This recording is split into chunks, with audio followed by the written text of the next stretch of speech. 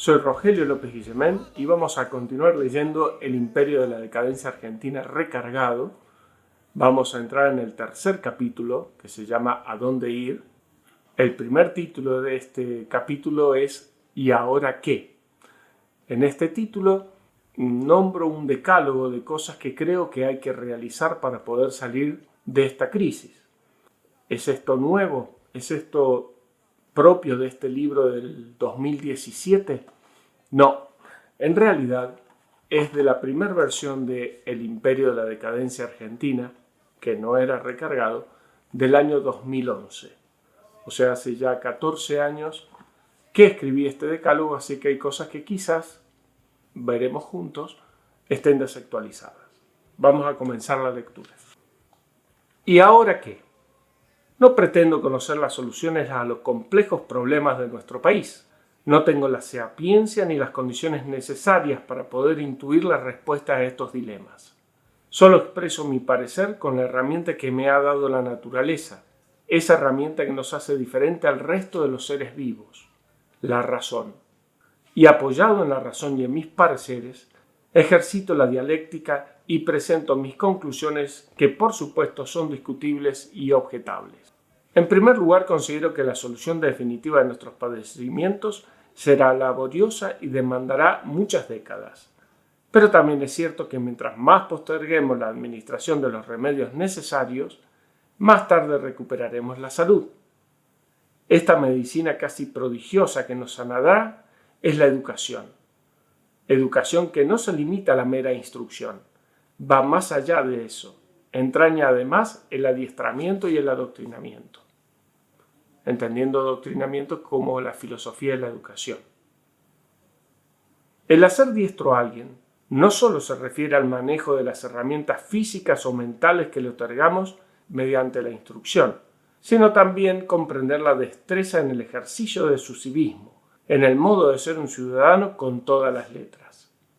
Cuando hago referencia al adoctrinamiento, me refiero al inculcar los principios éticos, de honorabilidad y de patriotismo necesarios para unificar los esfuerzos de la sociedad en su conjunto. Excluyo el influir doctrinas políticas, ideológicas o religiosas. Es preciso revalidar solo aquellas pautas que deben respetarse para alcanzar la vida en armonía con los demás. Existe otro método más rápido de alcanzar estos objetivos, pero que difícilmente lo podamos transitar en la actualidad. Este atajo es el que marcan los dirigentes que tienen una fuerte vocación patriótica y que ajustan los controles e incentivan a la sociedad para que comience a recorrer el sendero correcto. Esta senda de alicientes e imposiciones es muy peligrosa, pues depende de una calidad personal y de una magnanimidad de los dirigentes inexistente en nuestro presente. Y si excepcionalmente alguno intentase llevarlo a cabo, sería su suicidio político. ¿Parezco muy negativo? Es posible que transmita esa imagen, pero lo que describo en las páginas previas es mi parecer. Es el fruto de un análisis fáctico e intelectualmente honesto de nuestra actualidad. El negar los hechos adversos no es sinónimo de amor, es sinónimo de negligencia, de ceguera. El reconocimiento de los problemas es el primer paso para resolverlos, y el ocuparse de ellos es la verdadera muestra de amor. Por eso, no me quedo de brazos cruzados. Doy mi opinión diagnóstica y describiré a continuación cuál es el tratamiento que intuyo resolverá estos males. Este decálogo que desarrollo en las próximas líneas presenta algunas de las medidas o quizás algunas de las metas que considero el ABC indispensable para producir un cambio de nuestra realidad. 1. Quienes son cabezas de familia deben asumir las responsabilidades que conlleva el papel de padres que eligieron interpretar.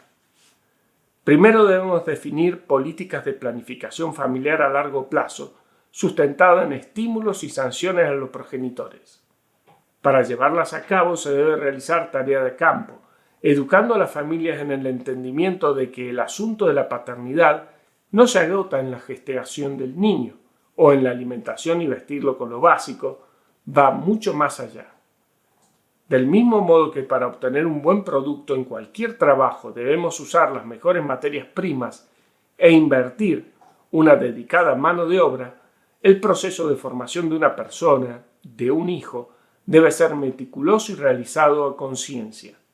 Existe una frase popular que inquiere: ¿qué país le vamos a dejar a nuestros hijos? Esta es una pregunta que tiene varios errores en su formulación. Primero, es cortoplacista, ya que se agota en lo que hagamos nosotros, pero no se continúa en lo que haga nuestra descendencia. Luego, presupone que tenemos el poder para resolver los problemas de todo un país, como si fuésemos monarcas todopoderosos, para dejárselo impecable y en bandeja de plata a nuestros hijos, y esto escapa de nuestras posibilidades de ciudadanos de a pie. Por último, no comprende que el país será el resultado de lo que hagan sus integrantes, nosotros y nuestros hijos, y no viceversa. Por lo tanto, no tenemos que plantearnos ejecutar cambios lejos de nuestra área de influencia, sino en lo que se encuentra bajo nuestro influjo.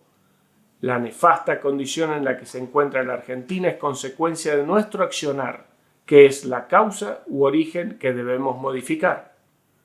Por ello, la pregunta que deberíamos realizar es: ¿qué tipo de hijos le vamos a dejar a nuestro país? Toda esta labor llevará décadas y décadas para alcanzar resultados tangibles. Mientras tanto, debemos obligar a los padres, sí, obligarlos, pues están afectando los derechos de sus vástagos, sobre todo durante su infancia, a asumir sus responsabilidades.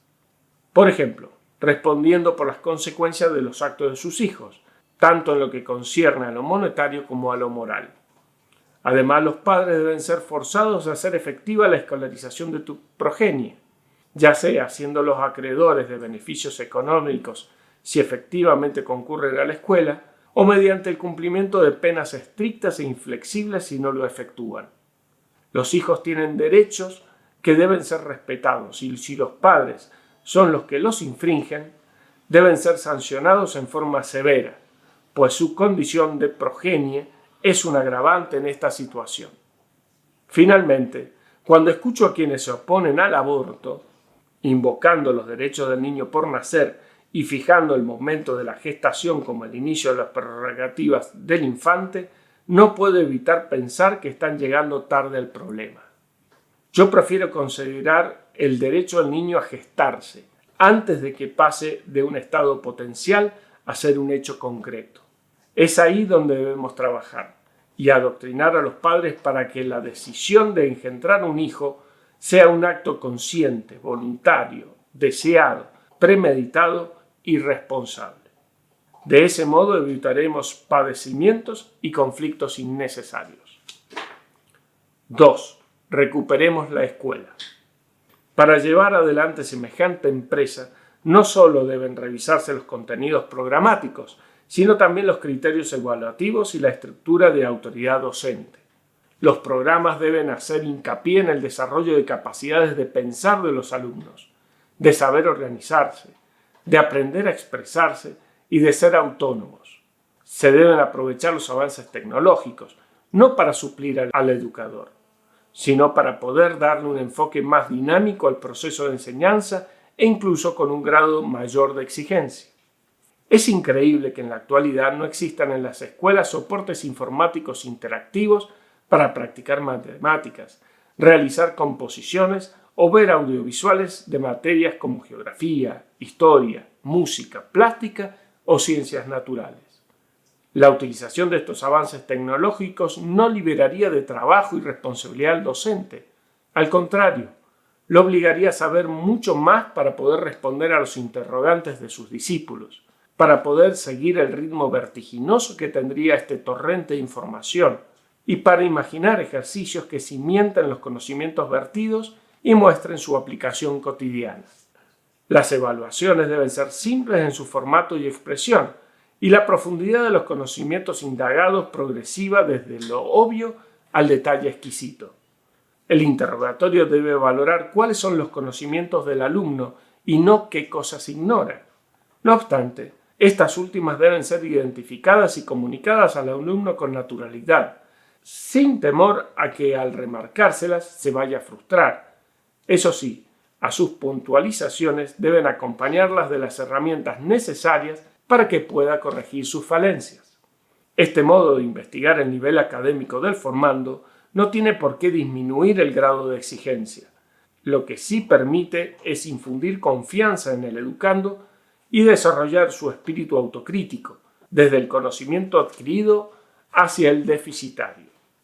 La evaluación es parte del aprendizaje, no solo al poder reconocer en ella los errores que se cometieron y así corregirlos, sino también para comprender que si uno no hace bien las cosas, no puede tener buenos resultados. De igual manera, permite entender que nuestros actos son causas que traen consecuencias inevitables que debemos asumir. No se puede mejorar el producto llamado egresado si disminuimos el nivel de exigencia. Y si los alumnos reprueban o dejan de ir a la escuela, no es por culpa de la rigurosidad de las evaluaciones, sino se debe a que no sabemos contenerlos, seducirlos y hacerles ver que la educación es una necesidad insoslayable. Las deserciones se deben principalmente a una cuestión de actitud ante el desafío del educarse más que a un problema de aptitud. La autoridad docente está absolutamente destruida y esto tiene varias causales. En primer lugar, el ser docente dejó de ser una elección vocacional para pasar a salir una salida laboral. No digo que el maestro deba contentarse con el placer de educar y morirse de hambre. Al contrario, considero que debe tener una muy buena remuneración. Pero se ha perdido el compromiso con el proyecto formador. Solo se hace lo justo y necesario. Se está más pendiente de los cursos de perfeccionamiento por el impacto que traen en el bolsillo que por su aplicación en las aulas. Si bien es cierto que no todos los docentes piensan así, un número importante de ellos, diría mayoritario, sigue este razonamiento. Suelo contar en reuniones de amigos mi vivencia del 7º grado de la escuela primaria que a continuación narraré. Después de finalizar el 6º grado, los padres se peleaban entre sí para conseguir que sus hijos cursasen el año siguiente en la división a cargo del profesor Caballero. Este maestro tenía la particularidad de ser el único que terminaba con el programa de estudios 2 semanas antes de finalizar el ciclo lectivo, pero su característica sobresaliente era que enseñaba a estudiar a los alumnos. Eso sí, había un detalle. El que se portaba mal le daba una bofetada. Imagino la cara de espanto de quien está leyendo esto diciendo a sí mismo ¡qué animal! Pero la pregunta es, ¿por qué los padres se peleaban por mandar a sus hijos con este desalmado? ¿Acaso los padres eran sádicos? ¿Por qué no lo denunciaban? Indudablemente el maestro no actuaba como correspondía, pero esta anécdota extrema sirve de ejemplo para analizar cuál era el papel de los padres en la relación maestro-alumno. El docente tenía el apoyo casi incondicional de los progenitores en la aplicación de sanciones. La disciplina era una cuestión que no podía quebrantarse y la falta de respeto de un menor para con un mayor no era tolerada. Debemos recuperar ese trabajo en conjunto entre padres y educadores, no para que ayuden a sus hijos a hacer los deberes, sino para que ambas partes unifiquen el lenguaje y logren consolidar las bases del desarrollo de una persona de bien, capaz de sacar sus conclusiones lógicas y ser autónomo, no un autómata. Hoy existe un número impresionante de niños que no están escolarizados, cuyos padres no los envían a formarse sino a trabajar, o peor aún, a mendigar. Esto que se pretende justificar por el lado de la necesidad no es así. Necesidad hubo siempre, pero a pesar de ello los niños iban a la escuela. Si le sumamos a estas ausencias a los claustros las que desertan y los repitentes, veremos que el problema pasa por una falta de compromiso y control en el hogar más que por otro lado. Se debe forzar a los padres a enviar a los hijos al colegio, sea por medio de la ley o por medio de estímulos económicos o como sea. Pero los menores deben estar en las escuelas, pues es su derecho y su camino a un futuro mejor, y nadie, menos los padres, deberían despojárselo. Sí, por otra parte, analizamos el quehacer de las autoridades de las escuelas y de los ministerios, veremos que han cedido ante la presión de los padres condescendientes y de la prensa amarillista que piden que se allane el camino de los educandos, pero no facilitando las herramientas para conseguir los objetivos, sino empobreciendo las metas. No hablo solo de los objetivos académicos, que es menos grave y más simple de resolver, sino de la actitud y el clima que debe reinar dentro de la institución escolar. Otrora esta era casi un templo, hoy no es más que una guardería o una romería.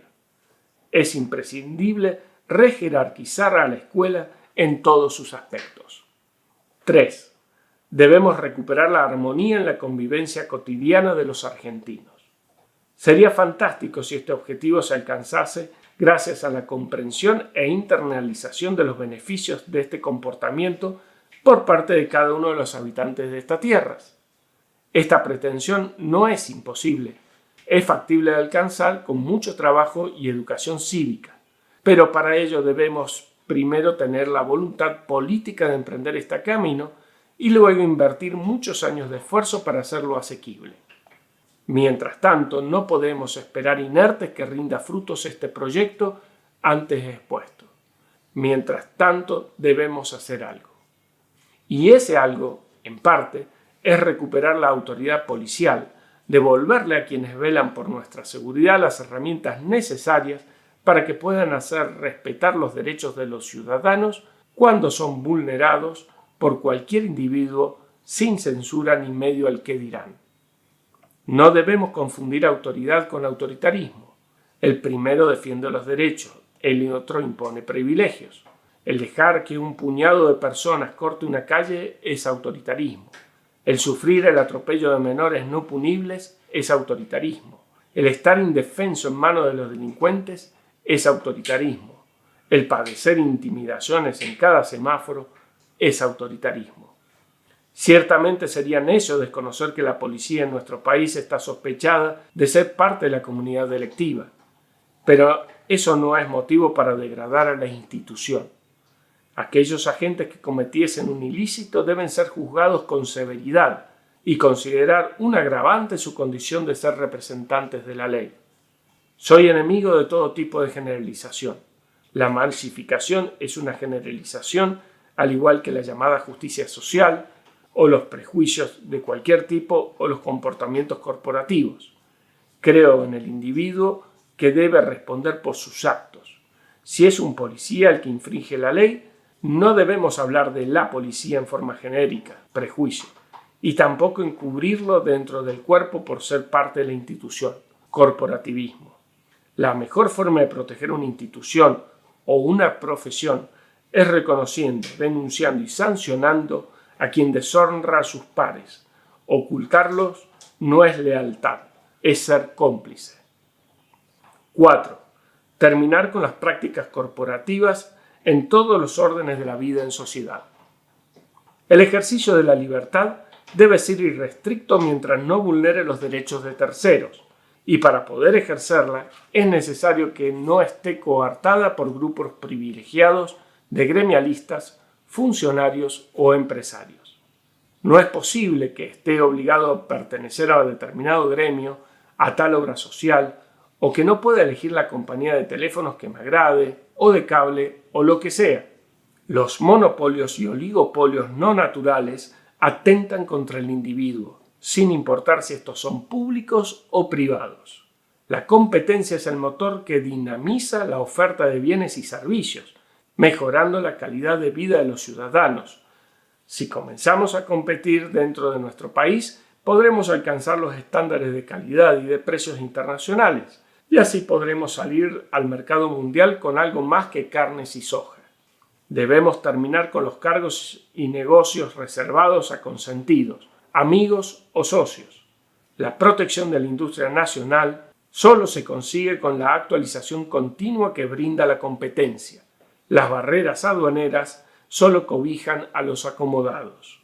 Los otros enemigos corporativos que están enquistados en nuestra realidad y peor aún en nuestro subconsciente son las colegiaturas y los sindicatos obligatorios.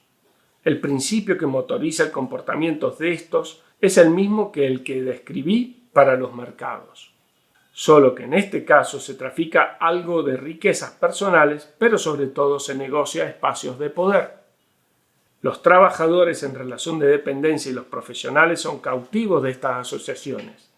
A tal punto es así que, si toman alguna medida individual por fuera de sus tramoyas, inmediatamente se transforma en ilegal. Los gremios se sustentan principalmente por el aporte que realizan sus sumisos integrantes para la obra social a la que compulsivamente están obligados a pertenecer, imposición que no les permite elegir el médico de su confianza, ni el centro de salud de su gusto, ni la marca de medicamento que le brinda más seguridad. ¿Alguien en su sano juicio permitiría que le digan cómo debe ser su casa? ¿Quién debe ser su arquitecto y dónde comprar los materiales de construcción de acuerdo a su profesión o al barrio en el que vive? Pues esta barbaridad que no toleraríamos es la que no reconocemos ni rechazamos en lo que se refiere a nuestra salud. Dejamos que el mandamás de turno decida por nosotros según su conveniencia y el negociado que haya concretado. Permitir que se pueda elegir libremente el sindicato al que se quiere pertenecer, o la obra social, o la caja de jubilaciones, o al colegio profesional según nuestro arbitrio, es el mejor aparato de fiscalización que puede existir.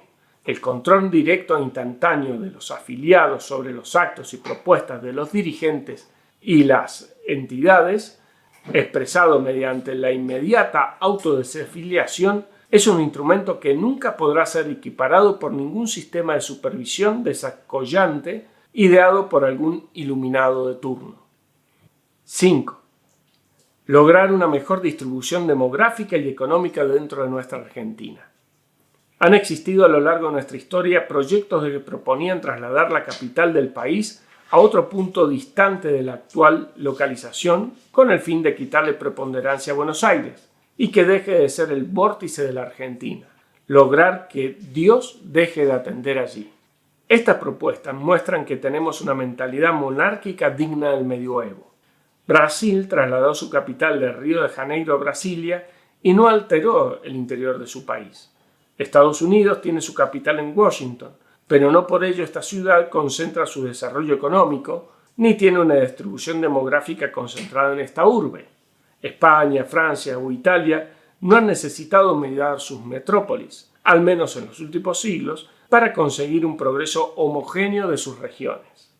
Entonces, ¿serviría trasladar al rey y su corte a otro punto geográfico de nuestra patria? ¿Hará esto que todos le sigamos como borregos? Lo dudo, y sin lugar a dudas esto solo conseguiría aumentar el número de burócratas y el gasto público. Nada más. Bernardino Rivadavia, hace casi 200 años, tuvo una visión mucho más clara del problema que nuestros actuales gobernantes. Con sus defectos y virtudes, propuso entregar en infitausis las tierras fiscales ociosas. Con esta forma de arriendo en el que se cobra un porcentaje de las utilidades que producen estos terrenos, pretendía extender las fronteras y multiplicar las poblaciones. Lamentablemente no pudo soslayar a los terratenientes, quienes terminaron acaparando los loteos transformándolos en latifundios. El punto es que hay que brindar estímulos a los habitantes para que migren a lugares que aún no han sido explotados. Se debe proveer de préstamos a baja tasa, exenciones impositivas, asesoramiento técnico, apoyo y fomento a la formación de pymes y cooperativas. Se debe desarrollar las infraestructuras necesarias y esenciales como agua corriente, gas, electricidad y caminos.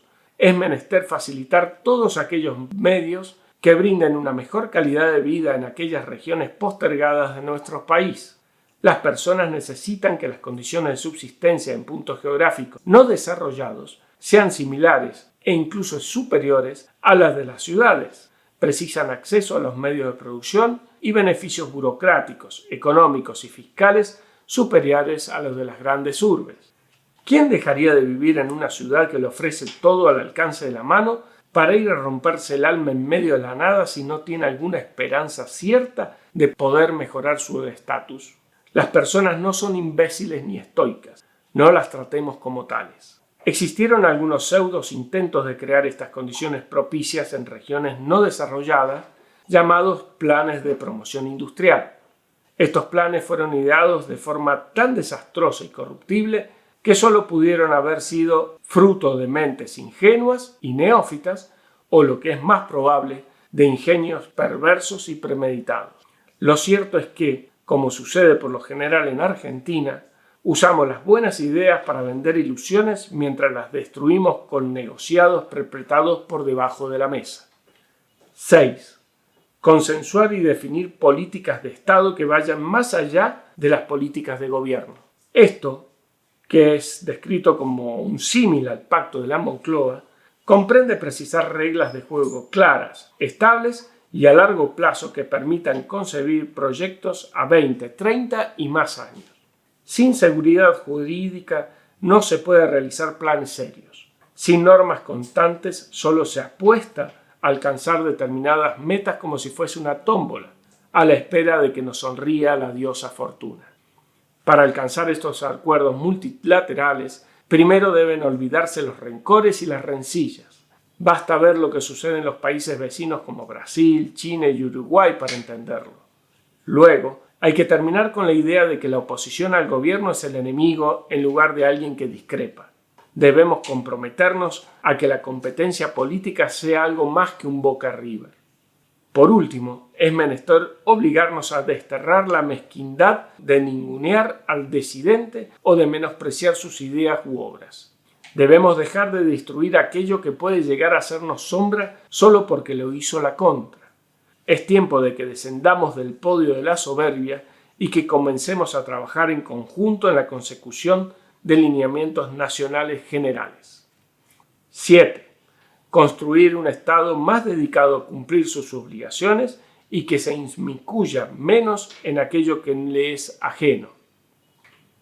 Los deberes constitucionales de nuestros gobernantes son proveer la salud, educación, justicia y seguridad, a lo que podríamos agregar el asistir y asesorar a quienes emprendan proyectos que promuevan el desarrollo y fomenten la cultura. Las misiones descritas en nuestra Carta Magna son las esenciales para regular la convivencia entre los ciudadanos, asegurando la igualdad de derechos y de acceso. Estas 4 tareas enumeradas en el párrafo anterior son las herramientas por medio de las cuales se honran los tan famosos derechos humanos.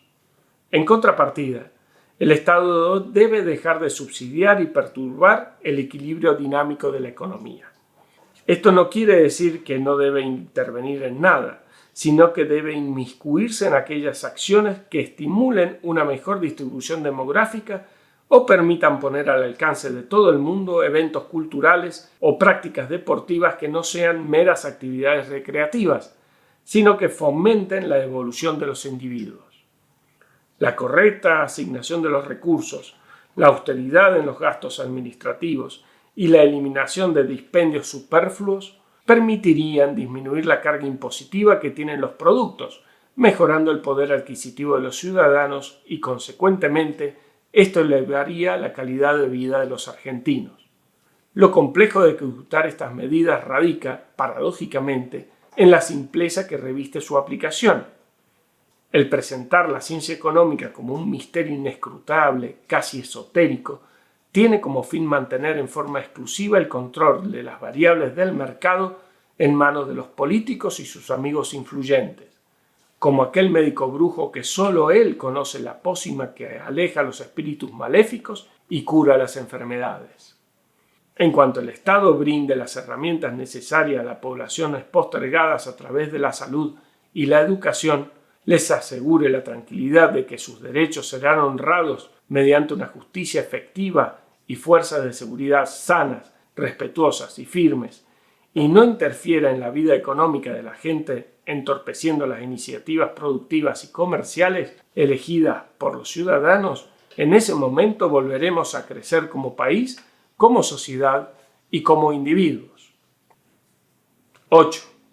Debemos rescatar las instituciones que son la expresión tangible de nuestra argentinidad.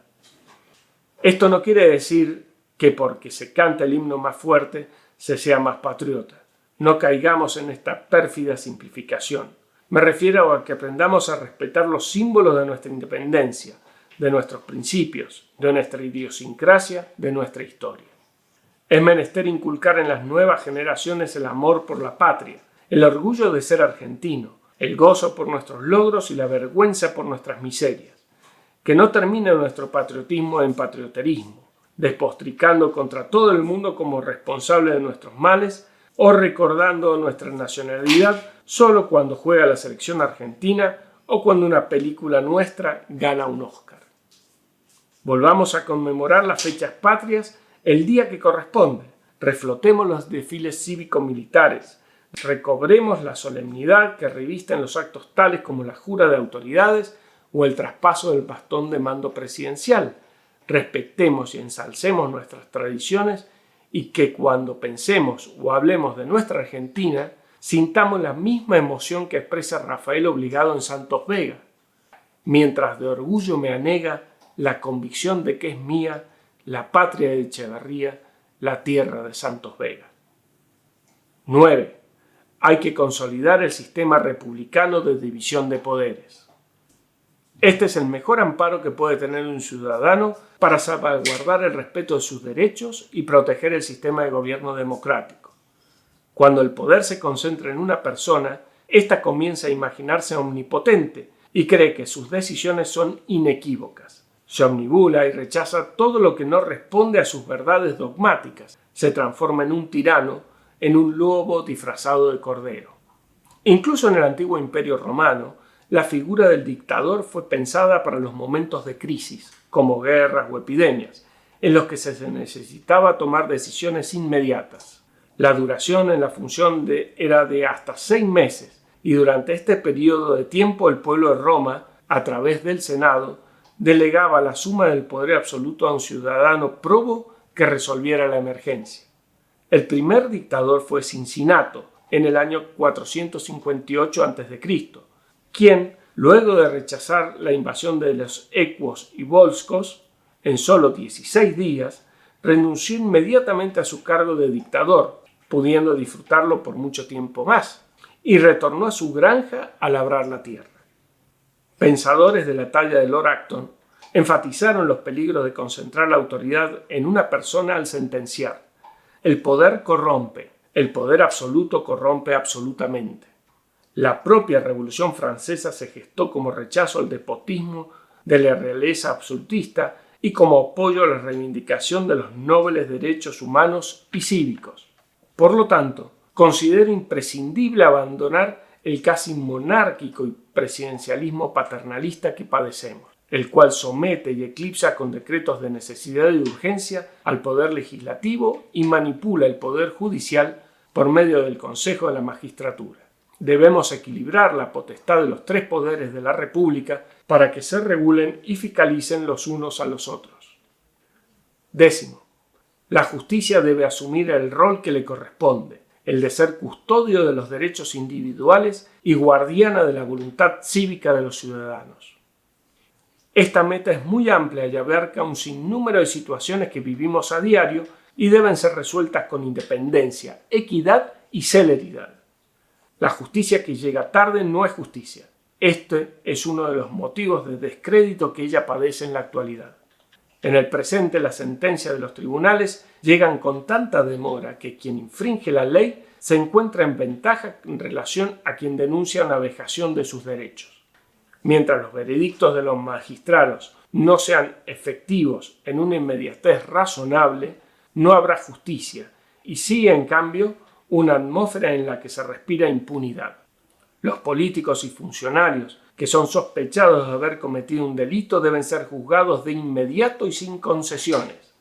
Es menester que respondan por sus actos, no por el resultado de los mismos, sino por el dolo que pueden haberlos impulsado a realizar determinados emprendimientos. No es posible que se amparen en prerrogativas y que sean intocables mientras duren en sus funciones. Sus investiduras no deben ser armaduras rebosantes de impunidad, más bien deben ser túnicas blancas inmaculadas dispuestas a someterse a cualquier control. También debe desterrarse una vez y para siempre el comportamiento corporativo del Poder Judicial. Los privilegios que gozan los magistrados son para que puedan ejercer libremente sus funciones, no para beneficio personal. Aquel que deshonre su investidura debe ser individualizado y rechazado por sus pares como prueba de la integridad del cuerpo. Por último, el Poder Judicial debe asegurar la libre elección de las autoridades gubernamentales por medio del voto electrónico, la eliminación de listas sábanas y la erradicación de cualquier forma de fraude, extorsión o corrupción, antes, durante y después de las elecciones. Estas son las condiciones sine qua non para legitimar los resultados que arrojen las urnas y terminar con las maquinaciones y los tejemanejes de los políticos, sindicalistas e inescrupulosos representantes del poder económico. Hasta acá terminamos este título. Nos falta el último título que lo leeremos a continuación. No creo que nunca la hemos pasado tan mal.